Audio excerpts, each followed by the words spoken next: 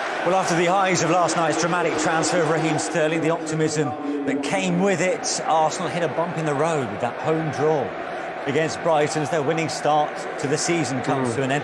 A game that clearly turned on that second yellow for Declan Rice. Ian, how do you reflect on that game after 90 minutes? Well, I think after the first half, you have to say Arsenal were very much in control. You can hear Andy Townsend was saying how disappointed he was with Brighton in the first half, but obviously Arsenal should have scored a couple more maybe in the first half. But then the second half, after the sending off, Brighton made some very good substitutions because they got the players to do it. And they went for the game. And I think that Arsenal now, especially see the fans booing at the end there, obviously disappointed with the referee, that is a good point now. That's a good point. Listen, Declan will look back at that, and I'm sure that Declan will be the first one. We know what he's about. He'll probably apologise for that, but it changed the game. It turned the game. Can you understand the fans' frustrations there, clearly because of the red card? I think it's. I think that when you watch that game, you probably they're not happy with the referee. That's what it is. But was it the right call for you? I think that the referee probably made all the right calls because he went by the book with the calls that he made.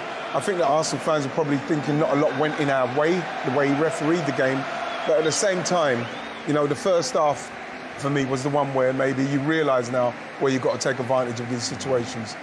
Yeah, I just think potentially that's why the fans are booing maybe, because I don't think they've maybe seen the little touch from Declan when he kind of being a bit cheeky, kicking the ball away. And because at first they thought he was the one that was fouled. Exactly, I thought it when I first seen it. So maybe it's one of those. But I think on the whole, yes, Arsenal weren't at their best in that second half, and the red card probably changed it. But in those type of scenarios, the most important thing is you don't get beat. You still leave the Emirates with something. They've managed to do that.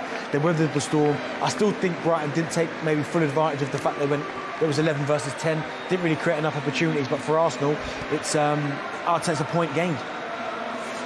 Point apiece then, in the end, between two sides who see their 100% starts to the season come to an end. So that draw at the Emirates kicks off what is a busy 7-game Saturday. Ivan Toney's at the G-Tech, by the way, despite sealing his £40 million move to the Middle East. Brentford taking on a so far pointless Southampton. Everton similarly losing their first 2 games of the season. They face Bournemouth. Ipswich at home to Fulham. Winless Leicester hosts Villa in what is a Midlands derby in our feature match on Goal Rush. Elsewhere, Nuno Espirito Santo welcomes former club Wolves to the City ground. And the late game sees West Ham up against the defending champions Manchester City. 3 games on Sunday, Chelsea Palace, Newcastle Tottenham. And that huge fixture at Old Trafford between Manchester United and Liverpool. As a result of that point in North London for both sides at the Emirates, Brighton go top on goals scored ahead of Arsenal. Manchester City, though, can end the day at the summit. They go to West Ham, as I mentioned. Later on today, Liverpool go to United tomorrow. That game had a little bit of everything. How satisfied are you as a team to come away with a point from the Emirates? So. Yeah, from obviously being in a difficult position, I've got to look at myself on the first goal, and we bounced back from that, and then the 10 men makes a difference for us. But in the end, we didn't create enough chances when they went down to 10. And yeah, in the end, it's a good point. Emirates is a tough place to come. So yeah. Imagine you're disappointed in the role you played with the goal that Arsenal scored in that first half. Is that something that then plays on your mind for the rest of the game? No, maybe when I was younger, but now you make mistakes in football, and everyone makes them, and it's how you react to the mistakes. And you just got to try and forget about it, and but it was nice to set one up in the other end, so yeah, at least I bounced back a little bit. Yeah, you made up for it with that brilliant ball up to Minter. That must have been a good feeling. Yeah, the way we want to play is quite forward and vertical now, and yeah, we got quick forwards that we can make passes to, so yeah, it was nice for one to come off. We saw in the game at home last week that the manager brought more attackers on, and you managed to get that stoppage time winner last week. Similar again here today. It almost seemed like he wasn't satisfied just to come away with a point. Yes, when they go down to 10 men, but we didn't create enough chances when they went down to 10 men, and we probably tried the difficult thing too many times, and we didn't get wide areas and get the overloads, and yeah, but we go away now and look at it. Well, you go into this first international break unbeaten still as a team. Has this start to the season gone better than you've expected under the new manager? Maybe, but yeah, we always believe we can win any game of football. We've got ourselves in a real good position, made some good signings. Yeah, we're in a good place at the moment, and yeah, we go into every game trying to win, so and we know we can beat everyone. Appreciate your time, thank you. Cheers, Jules, thank you. Cheers. Jules Breach talking to Lewis Dunk. Interesting first answer to that question when asked if he's happy with that point. So. I mean, they asked many questions of Arsenal in that second half. They were much better than the first 45. They were, but I still don't think they asked them enough questions. I mean, when they go down to 10 men, Arsenal, and they still had a large chunk of that second half, they didn't really create too many clear-cut chances. I mean, Ayari come on, and if he gets his head up, he has a better shot on goal. But in terms of really hurting Arsenal, making them defend, I don't think they really did that. So that's probably why he says so-so, because when you get, 35, 40 minutes with 10 men, 11 versus 10, you've got to keep attacking, keep asking them questions, keep making them defend, and eventually you hope they get tired. But I just don't think they did enough. Ian, I know, in the end, almost your overriding sense is one of relief of getting a point at the end. Yeah, you have to feel that because, like I say, it's going to be a long season. There's games I thought that we played last season and before where, you know, Arsenal should have recognised at a stage, right, you know what, OK, it's not going for us. Let's just make sure we get what we get in and not lose this game. We lost games like that before at Arsenal. So I think you've got to take the point.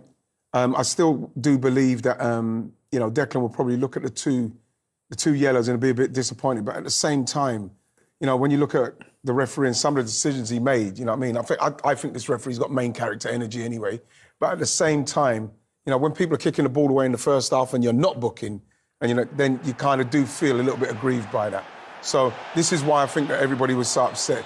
That challenge, yes, you look at it and you feel there's no studs showing. No. You know, it's one of those challenges, a genuine attempt for the ball, but no, you get booked for that. And then obviously, you know, again, with this one, with everything that's going on, Declan here, we know what he's doing here. But, like, you look at Veltman and what he's doing there. Veltman is trying to get him booked. Veltman's got no one to pass this ball to, right? He's got no, look, he knows he's there. Look, he's got no one to pass it to. He's not even looking at the ball. Veltman knows exactly what he's doing there. And those are the things as well, what the VAR have to look at. He knows what he's doing. He's trying to get him booked and sent off. But does Declan Rice have to kick the ball? No, but Declan Rice doesn't have to kick the ball. But at the same time, Declan is playing the game, but so is Veltman. So you can recognise what Declan's doing, but then we're not supposed to recognise what Veltman's doing. He's not actually trying to pass that to anyone. He's not looking at the ball. He's acting like he's going to do it so that if it hits Declan, Declan gets booked, Declan's off, and that's what happened. But this is what was made clear to all 20 Premier League sides this season, from the referees and the assistants, is you have to retreat and you can't get involved in a set piece in the way that he did. Right. So for not retreating, look, he knew this, and you can almost see the way Chris Kavanagh almost apologetically gave that second yellow. It was all you could see the look in his face, which was to say, look, you all know this rule now this season. Yeah. This is what's going to happen. You can see him doing that. But then if we're going to be doing stuff like that and people kicking ball away, then do that in the first half to João Pedro. Book him, the ball went out of play and he still blasted the ball away.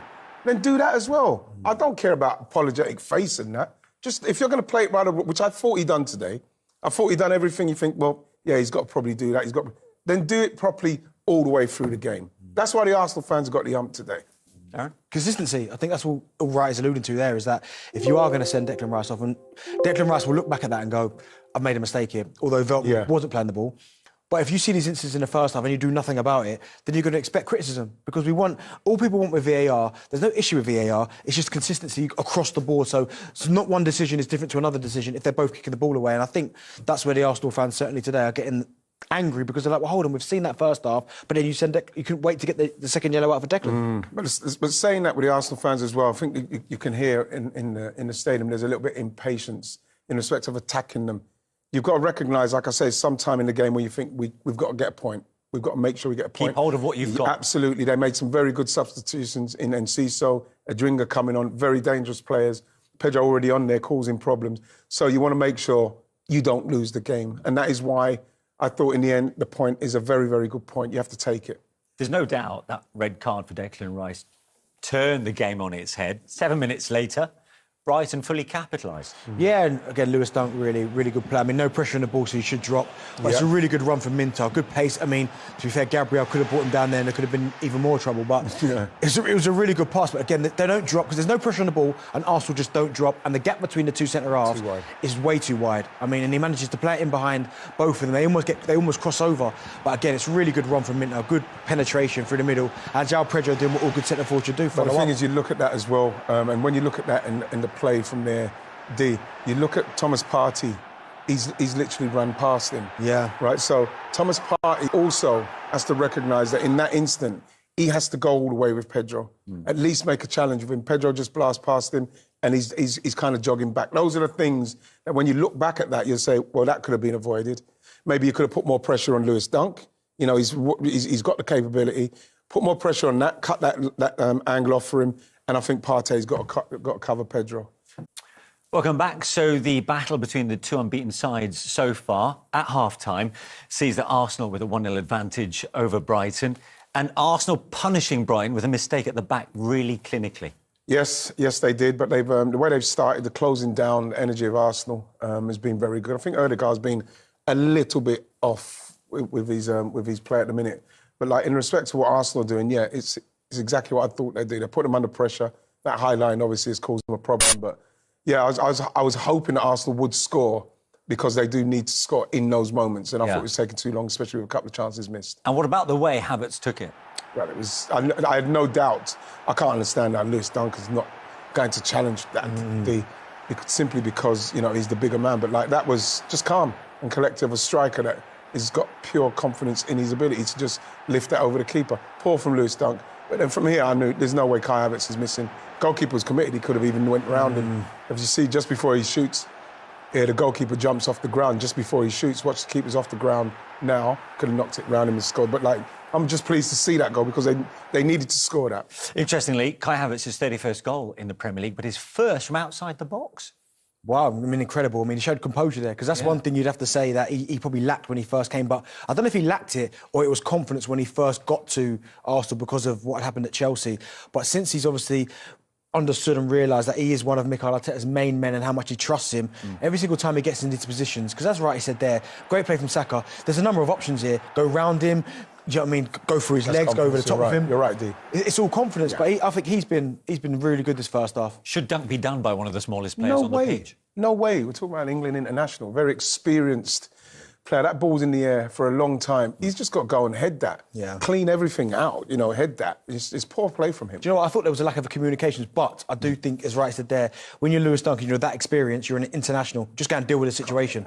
No, look, it's fair to say everybody knows you're welcome an Arsenal win, but you've been frustrated by the way Brighton have gone about defending with that high line, but also the way their forwards have operated. Well, when you look at where the ball is now, you've got no Brighton player within, 5 yards of him. Look how much time and space he's got. Look at that. And look at where the line is. Saka could get in. Havertz could get in. Trossard could get in. This is... I can't understand how Arsenal are not just knocking it over there all the time. I do wonder as well, Martinelli, one of his strengths are running in behind. Yeah. But I think, surely, even as a team, at that Brighton, it's almost like when you do the coaching, if there's no pressure on the ball, everyone drops 10 yards, 20 yards, so that space can't go in behind. Yeah. So if anything, Arsenal have almost let Brighton off the hook by not playing more of those balls, because I'm sure Martinelli's strengths, and I'm sure we'll see him in the second half, one of his strengths, and Sterling further down the line. If teams continue to play that high line, we'll see Arsenal more and more just clipping it over the top, and it's not even a difficult pass. One feature behind Arsenal's strong first 15 minutes was the way they found so much joy down the right, and Saka in particular.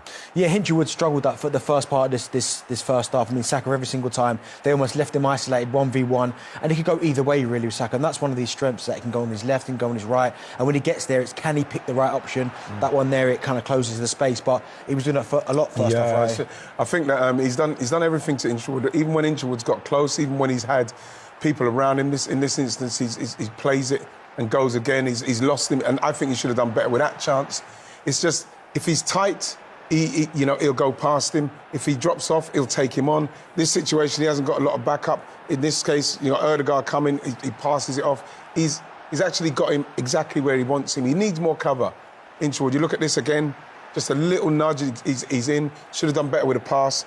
I just feel that because of his inexperience, it's Saka, again, Arsenal said, just keep giving him it. Keep giving him it. So who should be helping out? Well, Mitoma. Is it Mitoma? Mitoma should be coming across. I think the left back, Belabor, someone should be coming across.